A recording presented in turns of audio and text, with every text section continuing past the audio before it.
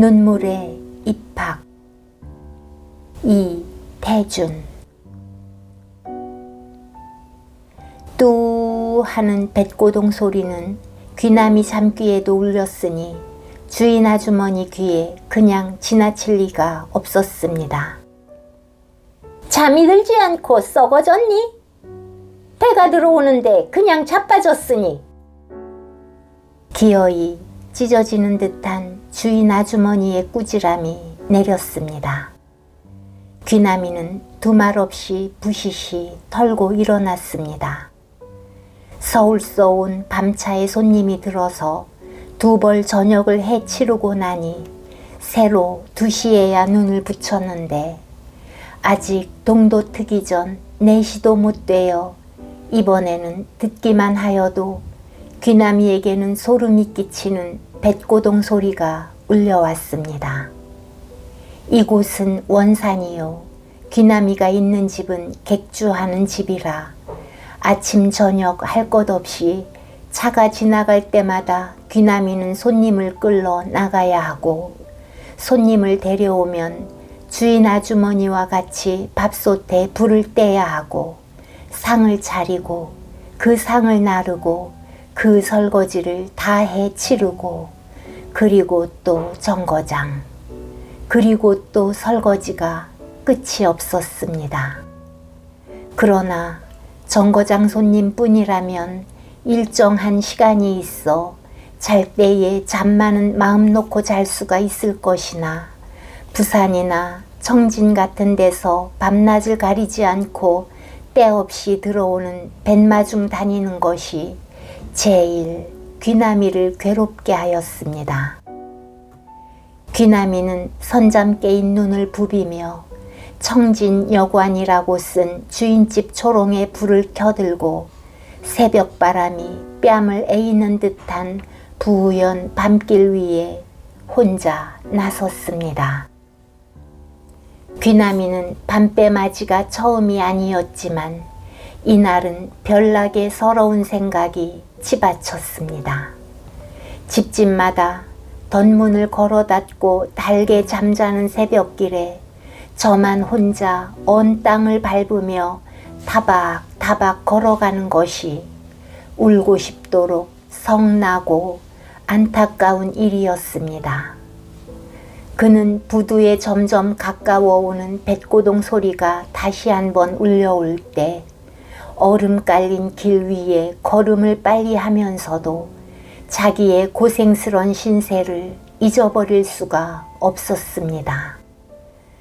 귀남이는 이제 14살밖에 안 된 자기 알몸뚱이 하나밖에는 아무것도 없는 외로운 소년이었습니다.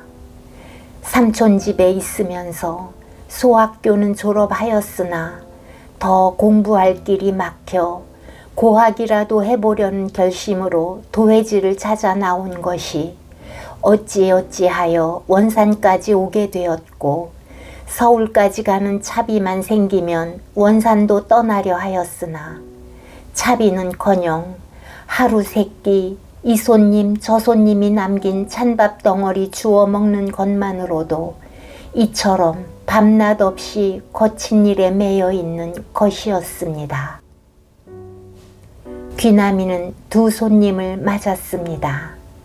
귀남이보다는 2서너 살 더 먹어 보였으나 모두 어린 학생 손님들인데 그들은 귀남이가 있는 주인 댁의 고향인 청진 학생들이므로 청진여관이라는 귀남이의 초롱을 보고 귀남이를 따라오게 된 것입니다. 귀남이는 2 학생의 고리짝을 지고 어두운 밤거리에 그들을 앞서 걸었습니다. 2 사람의 짐이라 무겁기도 하였지만 귀남이의 가슴 속에는 짐이 무거운 생각보다도 이제 가서 새벽밥을 지을 생각보다도 그 2 학생의 서울 가는 길에 그 고리짝을 그대로 지고 쫓아가고 싶도록 부러운 생각뿐이었습니다.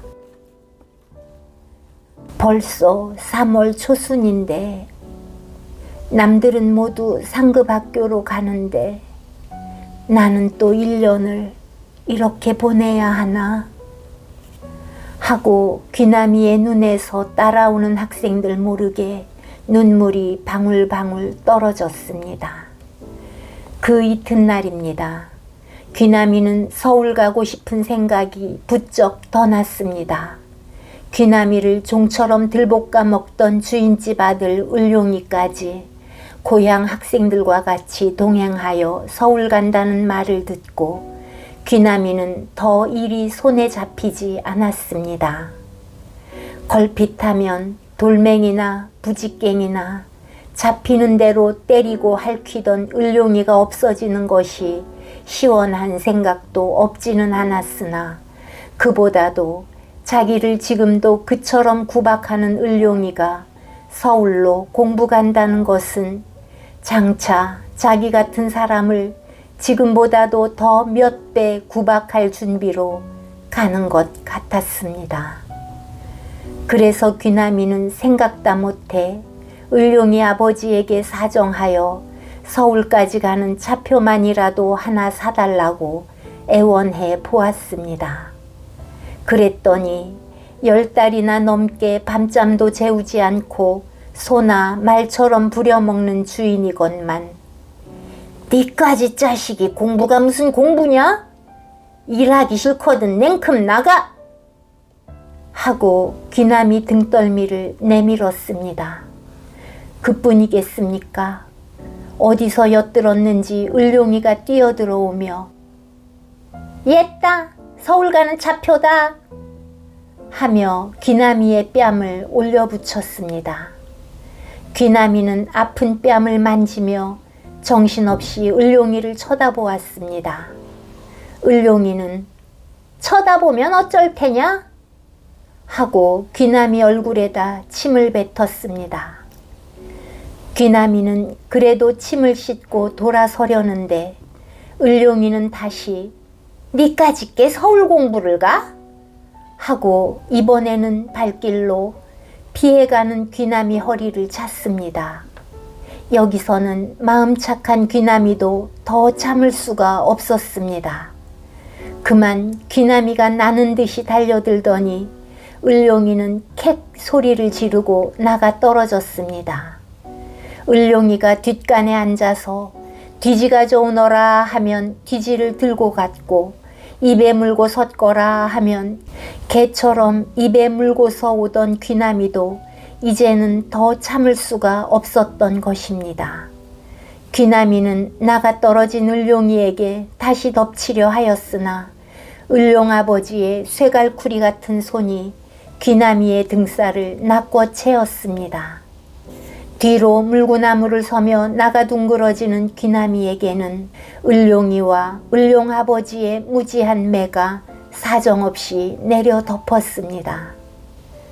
을룡네 집에서 내쫓긴 귀남이는 찾아갈 집도 없이 날마다 손님 마중 다니던 정거장에 가서 남 안 보는 구석을 찾아다니며 온종일 온 하룻밤을 눈물로 지냈습니다.